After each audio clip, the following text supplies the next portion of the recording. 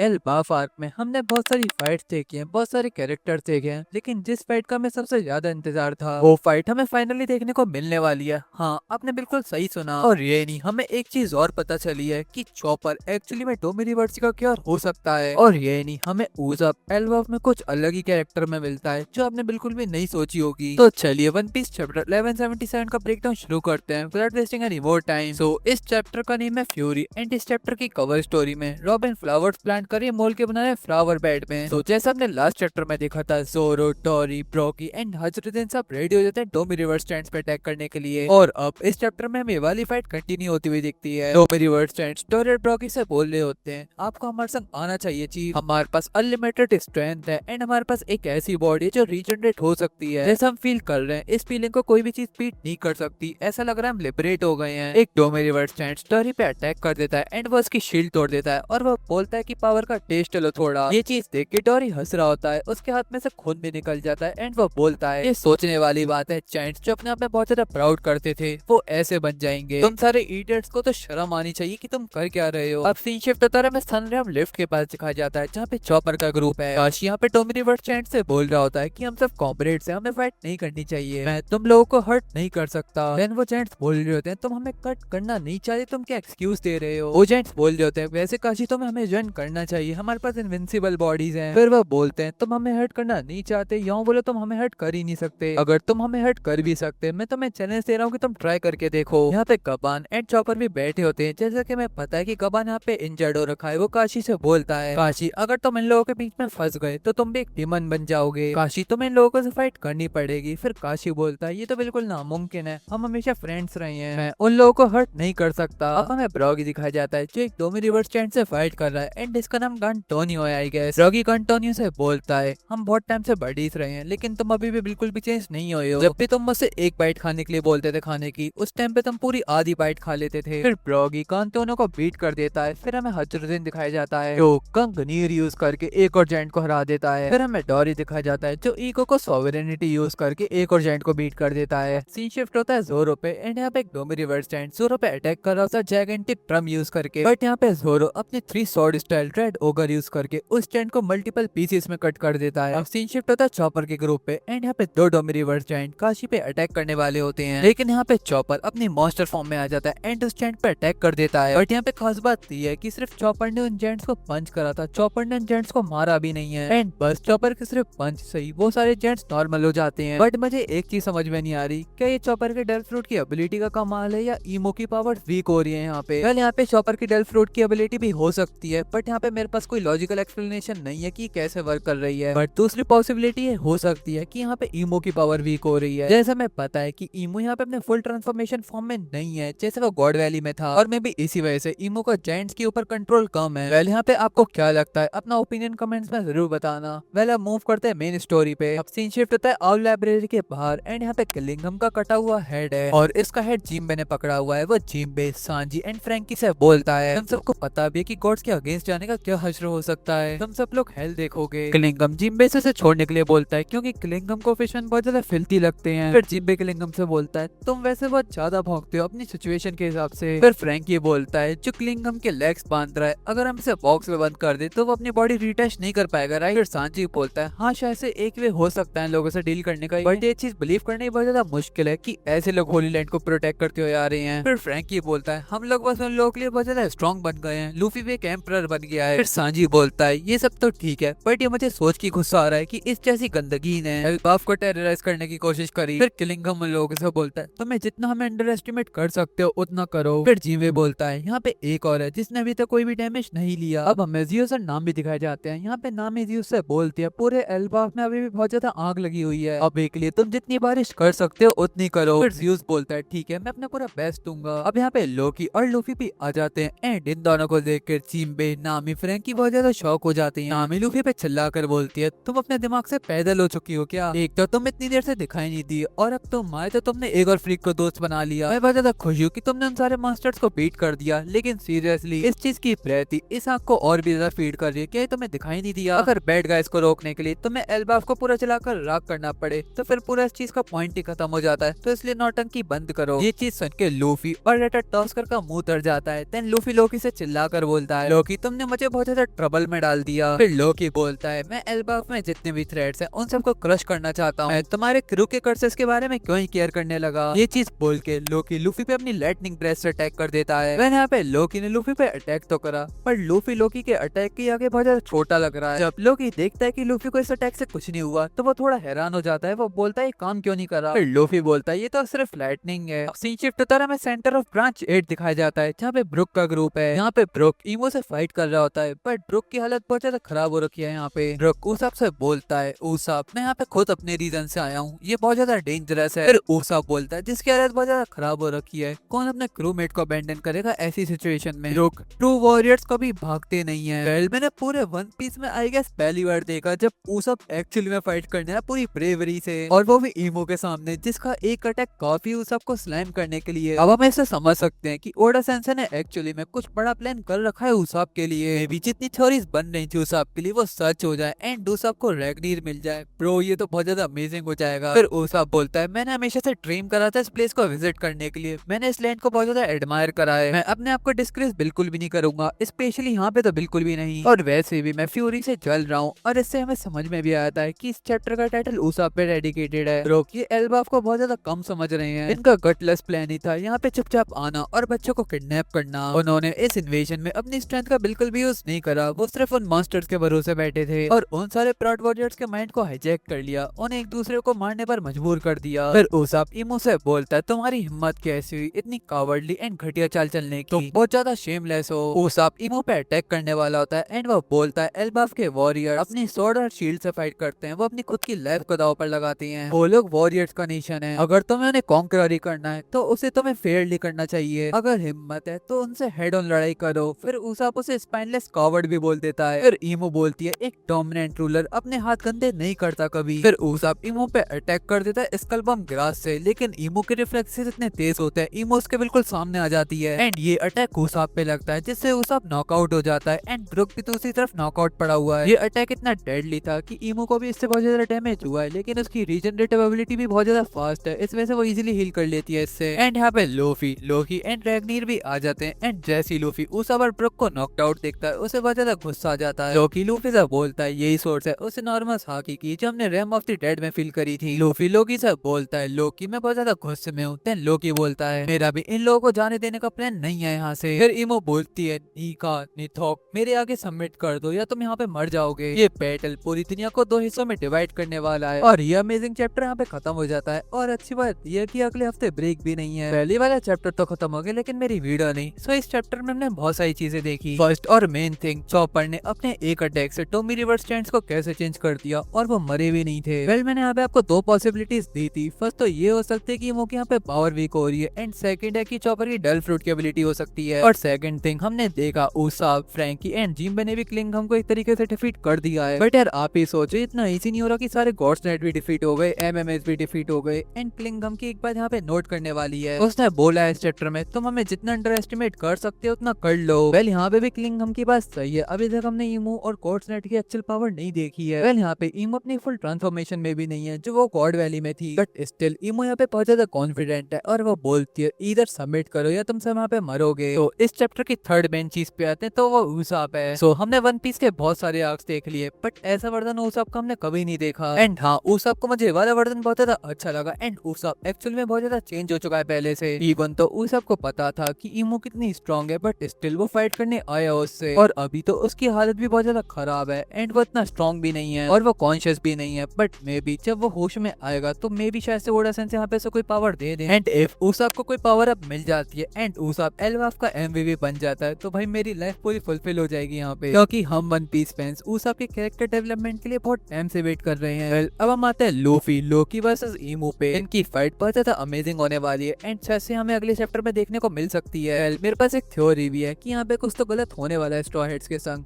But मैं इस video में इस थ्योरी को कवर नहीं करूंगा क्योंकि ये वाली वीडियो एक्चुअली में बहुत ज्यादा लंबी हो रखी है। सो उस थ्योरी वीडियो का मैं अगली वीडियो में कवर करूंगा। सो इस वीडियो को एंड करने का टाइम आ चुका है। अगर आपने इस चैनल को सब्सक्राइब नहीं कर रखा अभी तक तो जल्दी से कर लो और इस वीडियो को लाइक करना भी बिल्कुल मत भूलना। मिलते हैं आपसे किसी और नेक्स्ट वीडियो में, तब तक के लिए बाय बाय।